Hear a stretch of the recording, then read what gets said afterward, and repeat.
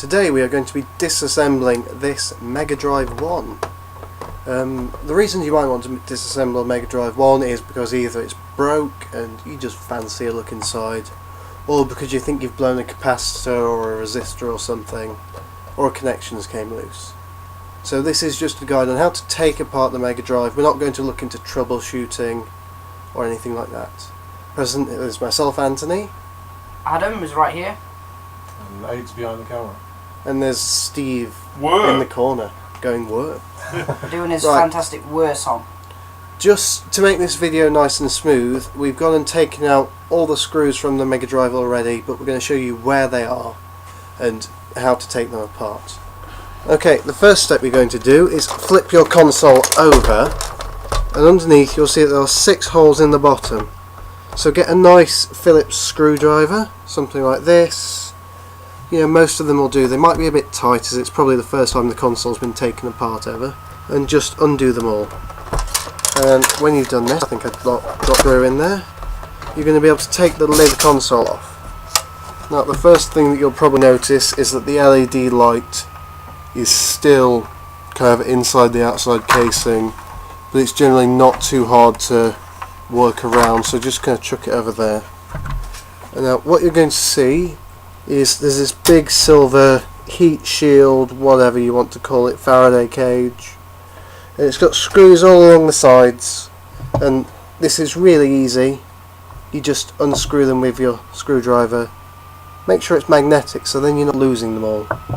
Also useful if you have a little egged cup or something to put them in. Yeah, and if you have a little torch or something. Sorry if I blinded you all there. Ah, my eyes! So anyway, Firebutton listeners, as you're now all blind. Yes, so yeah, just common sense, lefty loosey, righty tighty, and you'll be able to get the heat shield off pretty easily. I'm just going to kind of point out the screws that are there. There's one at the front here, 2 over on the That side. the front right side of the Megadrive, 3, maybe 4 along the back, and there's a clip on the side, so once you've got all the screws off you need to kind of lift it up like that and then pull it out of the clip, and you've got your heat shield off. Easy peasy. Right, the next thing you'll start to notice is that there's screws on the PCB, and there's this big silver thing here. And now take out the screws off of it on top, but there's still 2 on the bottom, so now we need to get the PCB out. You're going to have to kind of use a little screwdriver to lever up your headphone jack. And then there's a screw hole under there that's obscured without the jack. And then there's a few along the front and along the sides, just all around the perimeter. And then the ones that stumped us for ages are on your cartridge slots. There's one at either side, so just unscrew them. At this stage, with a little bit of wiggling, your PCB should come out. What's Now, a PCB? Printed circuit board, Okay. which is what this is. Now, when you're handling a PCB, ideally you want to be wearing a anti-static wristband. But if you don't have one of those and you don't fancy going out and buying one of them, what you need to do is touch a radiator or a tap or something, and that's just going to discharge any static in your body. And then also just try and pick it up by the plastic components. I find the cartridge slot is really useful. Okay, so the next thing you're going to do in your disassembly is flip the PCB over, and there are 2 screws which hold the silver heat shield in place. Unscrew them and it comes off like that. Yep. So now you can remove the PCB from the base of the console, and there's a metal tray underneath. It's got a little rubber grommet on, and that just kind of stops it shorting out on the bottom of the PCB base. So that's how you take on a Megadrive. It's going to take you a bit longer as you've got to undo all the screws. And some of them are quite tight, and Spike has just walked into the room. So with your quite tight screws, just be careful, don't just kind of go brrr, because that's just going to cam out the screws and you'll never be able to get them out. Excellent.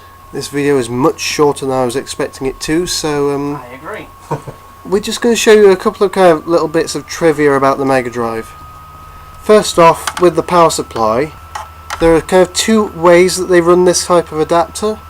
One is where you have the DC on the inside and your negative on the outside, and the other way is with your DC on the outside and your negative on the inside.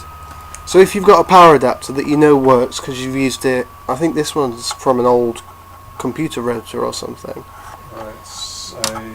This one's mine. Thing. Yeah. Then it could just be that it's just the wrong polarity. One of the best things that we really like here at Firebutton is a little multi-adapter where you can twist it round so if it's the wrong way. And now we've tested this, and as long as you're running around the right voltage, it's you're not going to kill the Megadrive by putting it the wrong way. Yeah. Okay. Is that all the knowledge you know? Oh, that's all the knowledge we Shall we know. wrap it up there then? Oh, another thing. These are different shapes, aren't they? Oh, these are different shapes, aren't they?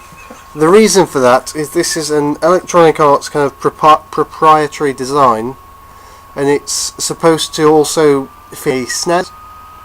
No, it's used. Yeah, it's their cartridge. For a reason like to be different. No one knows. Yeah. Play games just using that cartridge. I'm not sure if, because the length of the cartridge I think is smaller if you put it next to the other one. So it probably could be that it runs in a multi-format machine, so you could run it onto American machines quite easily. Whereas if you look on the Sonic one, you'll have little like rivets at the bottom. Yes, on the back. Yeah, on the Japanese version of the cartridges, in the actual cartridge slot, there's like a flappy part of it, and it has those the hole in it there did not have those rivets in, so you could just slot it straight in. But if you have an English cartridge like you've got there, it'll stop it from going in because of those two rivets. Yeah. And one of the easiest ways to do is just break those rivets off, and you'll get the cartridge straight in. It should actually work straight off the bat. Yeah. So this is all just kind of the company not wanting you to be able to buy Japanese games in England and stuff like that. Yeah. Also, there's a little yellow thing. When the Megadrive came out, everybody thought, oh, it's some silly, clever anti-copying thing.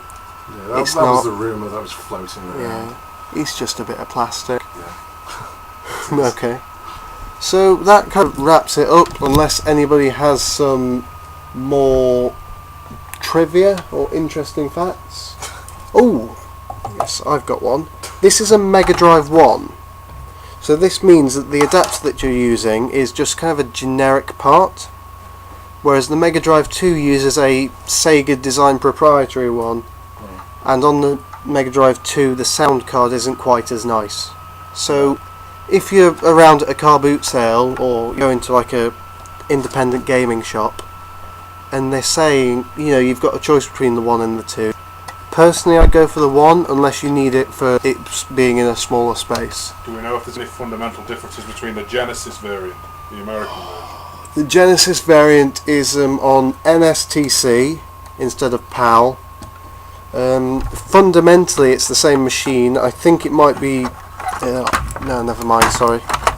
The main difference you'll see is on the front here. Where it's silver, it's red. Yeah, and it says Genesis on the front. Awesome. Yes. Amazing. Fair enough. Bit of trivia. Now you know. Anyway, we have been and still are Firebutton. So it's goodbye from myself, Anthony. Goodbye from me, Adam. Goodbye from me. Yes, and Steve and Spike are saying goodbye as well. They're waving, but it's not. Okay, so we are now going to say our traditional greeting, leaving thing. Goodbye thing. Goodbye thing, that's it. Sega! Please don't break the Megadrive. Anyway, bye everyone. Later, guys.